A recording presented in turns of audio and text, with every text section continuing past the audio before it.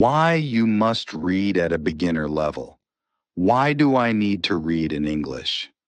My students often ask me this. They think, I go to classes, I do my homework, I watch films in English. Why should I read books? Actually, reading is the best way to improve your English.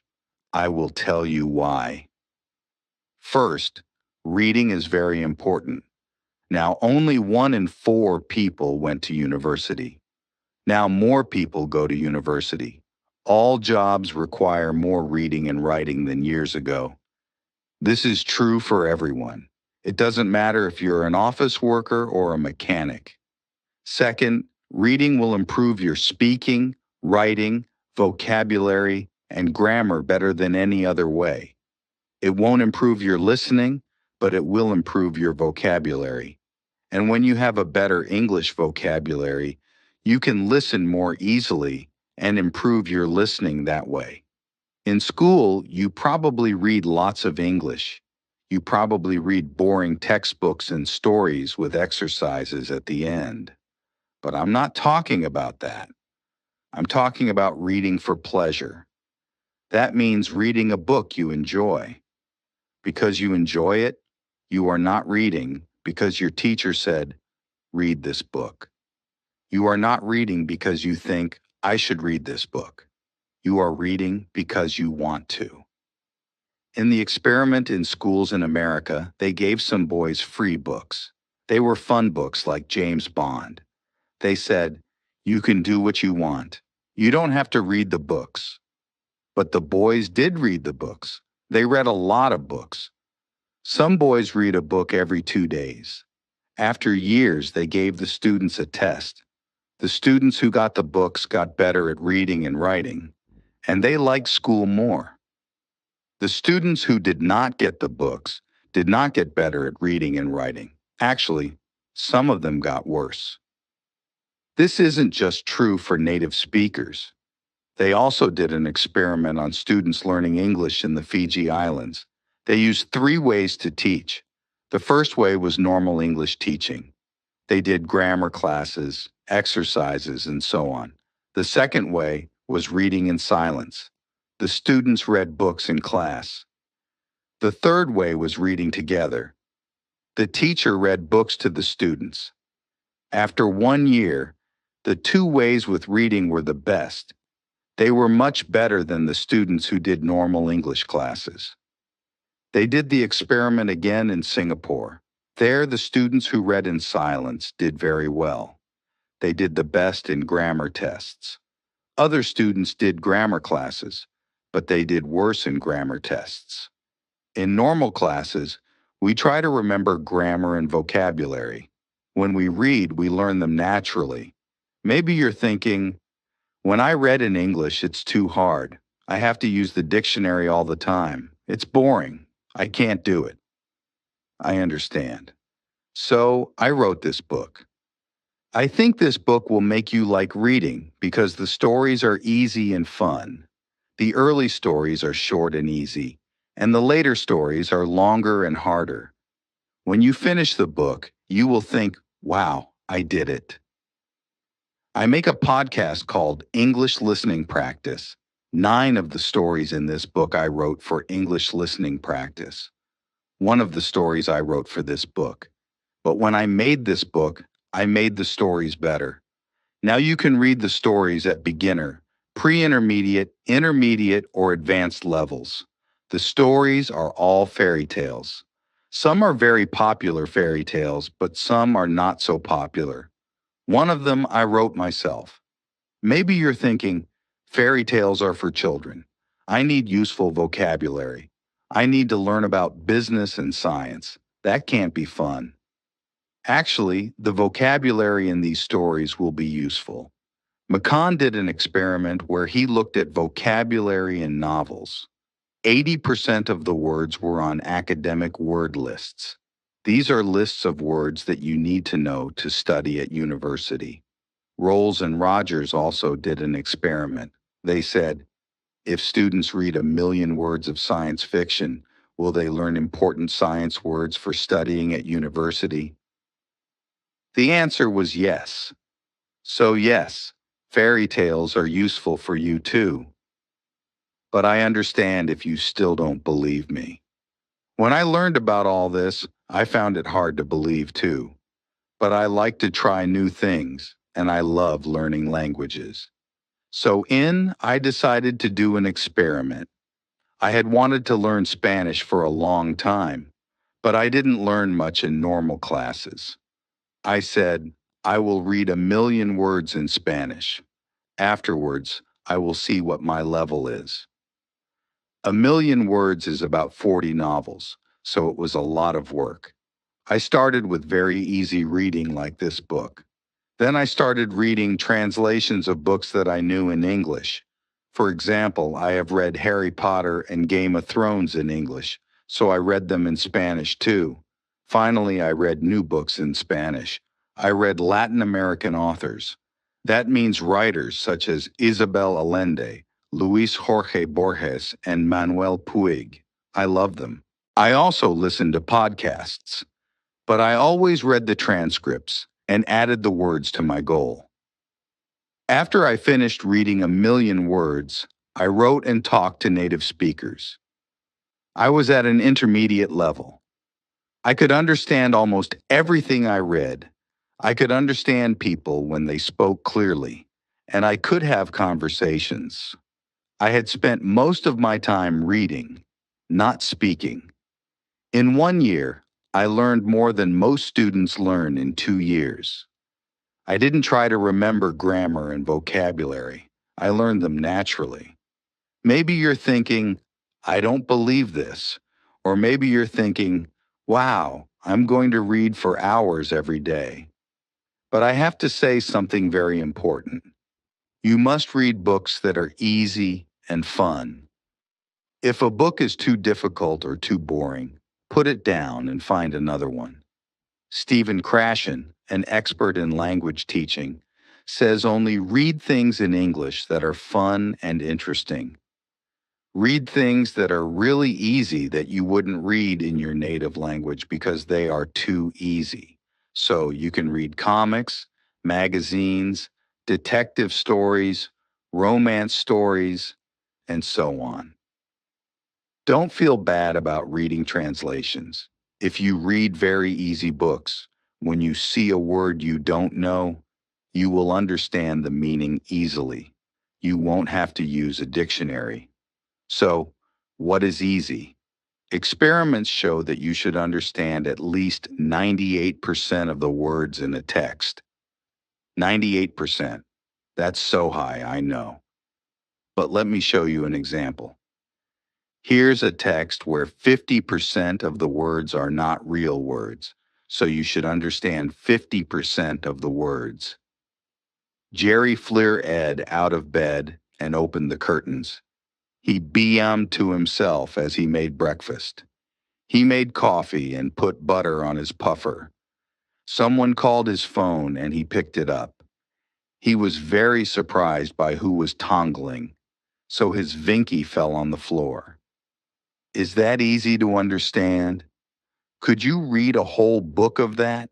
Here is the same text, but only 2% of the words are not real, so you should understand 98% of the words. Jerry jumped out of bed and opened the curtains. He sang to himself as he made breakfast. He made coffee and put butter on his toast. Someone called his phone and he picked it up. He was very surprised by who was calling, so his Vinky fell on the floor. How was that? You probably didn't understand everything, but it was more fun to read than the first text. That's why reading for pleasure is so great.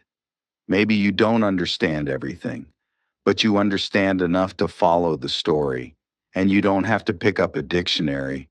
So if you find that this book is too hard, read something easier.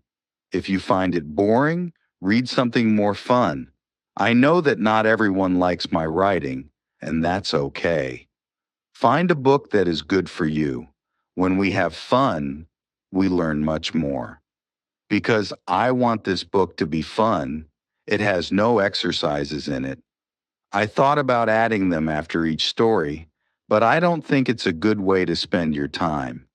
Instead, you should read more. Read for pleasure.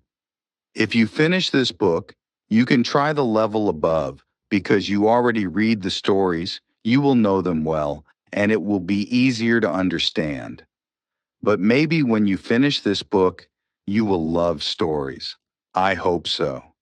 If you do want to read more, you can listen to my podcast, English Listening Practice. I write a new story every week with audio and text, and there are over 100 episodes for you to listen to. Happy reading and happy learning. Why you must read at an intermediate level. Why do I need to read in English? I get this question a lot from students. They argue that as long as they're going to classes, doing their homework, and watching films in English, there's no need to sit down with something as boring and old-fashioned as a book. Well, to put it simply, they're wrong. In fact, reading is the best thing you can do to learn English, and I'm here to tell you why. Firstly, reading skills are more important than ever, whether that be in English or your native language. And only 1 in 4 people went to university. Now it's 1 in 3. All jobs, from office workers to mechanics, require far more reading and writing than a century ago. The competition is higher, and readers win. Secondly, reading is the best way to improve proficiency in English overall. Yes, you heard me right. Reading will improve your speaking, writing, vocabulary, and grammar far more efficiently than any other method. It won't improve your listening skills, but it will give you the vocabulary necessary to train your ear quickly. But it's not just any reading we're talking about. In school, you probably read lots in English. Boring textbooks and stories with exercises at the end. No, we're not talking about that. We're talking about reading for pleasure. That means reading a book because you enjoy it, not because your teacher told you to, not because it's what you're supposed to read to improve your English. No questions, no book reports, just pure pleasure. Yeah, right. You're probably thinking that's too good to be true. Let me show you. An experiment was carried out in juvenile delinquent reform centers in America. One group of the students was given free books. They made sure they were exciting books that would appeal to young boys, such as James Bond. But unlike most reading programs, they were not required to read the books. They were simply given them. They could throw the books away, give them back, or draw on the pages, and nobody would punish them for it. But the boys did read them. They read a lot of them. Some of them read a book every 2 days. At the end of 2 years, they tested the students. Not only did their reading and writing greatly improve, so did their attitude toward school. But the students who were not on this program stayed the same. In fact, some of them got worse over the 2 years. This isn't just for native speakers either. A study of English as a second language, ESL students in the Fiji Islands, looked at 3 methods: traditional English teaching, sustained silent reading, which means reading in silence for a long time, and a more conventional reading program where the teachers read aloud to the students. By the end of the first year, students taught with the 2 reading methods had a 2-month advantage in English ability compared to the 1 month of the traditional method. When the study was replicated in Singapore, the students who did only sustained silent reading did better on grammar tests than the students who had taken only grammar classes. When we do grammar exercises, we try to memorize the rules of the language. When we read, we absorb them. But I know what you're thinking. That's all well and good, but when I pick up a book in English, it's too hard for me. I get bored of looking up words and I give up after a few minutes. That's why I wrote this book. It is designed to make you fall in love with reading by providing fun, familiar stories that are easy to understand. The stories gradually increase in difficulty and length so that you can feel a sense of progression and success. At the end, most of them were originally released on my podcast, English Listening Practice, but they have been rewritten and improved for this book. As well as having a version for each language level, they are a mix of classic and less popular fairy tales, as well as one that I wrote myself. Again, I know what you're thinking. Fairy tales? But those are for kids. I need useful vocabulary about business, science, and technology. There's no way to make that fun. The thing with language is, there isn't such a big difference between important language and fun language. We use a wide range of words when talking about technical topics, as well as chatting with our friends. A study by McQuillan examined vocabulary in novels and found that they included 7% of words on academic word lists. Rolls and Rogers found that if a student read 1 million words of science fiction, they would acquire many of the technical words required for a science degree. So yes, reading fairy tales will help your English in all areas, even for academic purposes. As an English teacher, I've seen many times that the students who do the best are those who read the most for university, for business, or just for travel. Reading is the factor that predicts success. But I understand if you're still unsure. When I learned about all this, I was too. But I like to experiment, and I have a passion for learning languages. So in 2017, I had wanted to learn Spanish for a long time. But aside from struggling with Duolingo and not really learning anything, I hadn't made a serious attempt. I set myself a goal. I would read 1 million words in Spanish and see what my level was afterwards. 1 million words is roughly standard length novels, so it was a huge task. I started with very easy resources like transcripts of podcasts for learners, but I avoided anything that felt too much like work. Once I'd learned the basics, I started reading translations of books that I knew in English, such as Harry Potter and A Song of Ice and Fire. You might know it as Game of Thrones. Finally, I was ready to move on to completely new books, and I fell in love with Latin American authors such as Isabel Allende, Luis Jorge Borges, and Manuel Puig. With the reading, I also listened to podcasts, but I always read the transcripts and counted the words as part of my reading. After I achieved my goal, I tested myself by writing and talking to native speakers and found that I was at a decent intermediate level. I could understand almost everything I read, clear speech, and have conversations at a comfortable level. Even though I had barely spoken the language since I started learning, I had been learning for about a year and had made more progress than most students make in years. I didn't memorize the vocabulary and grammar rules. I absorbed them. By this point, you're either thinking this is all complete nonsense, or you're super excited and ready to start reading for hours a day. But the next thing I'm going to say is extremely important. You must read books that are easy and fun. If a book is too difficult or too boring, put it down and find another one.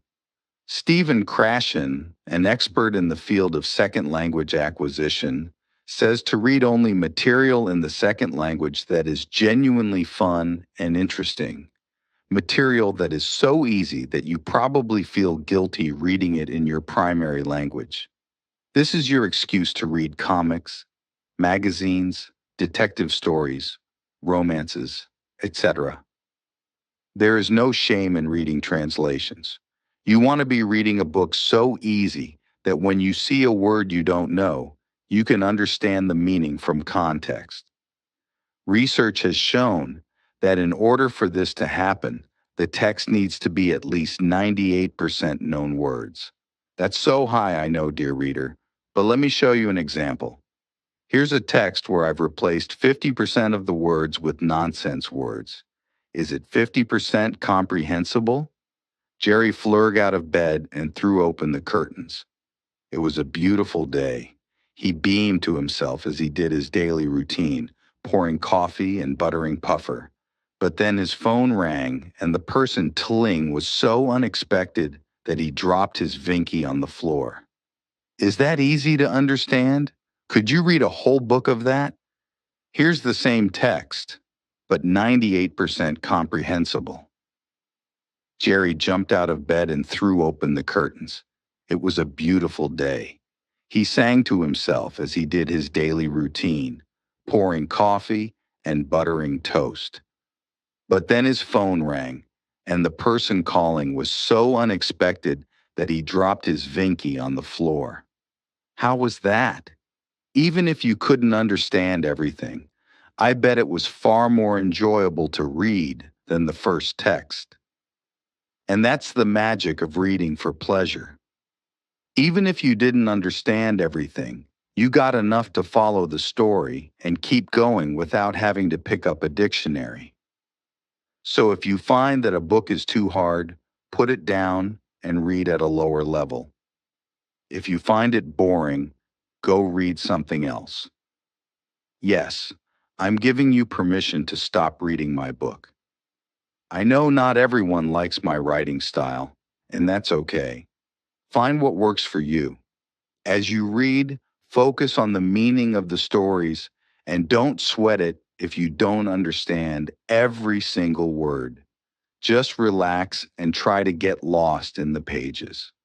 Believe it or not, when we have fun, we learn far better. The levels of these volumes are based on the Common European Framework of Reference, a system for defining language levels. You'll know them as A1, A2, B1, B2, C1, and C2.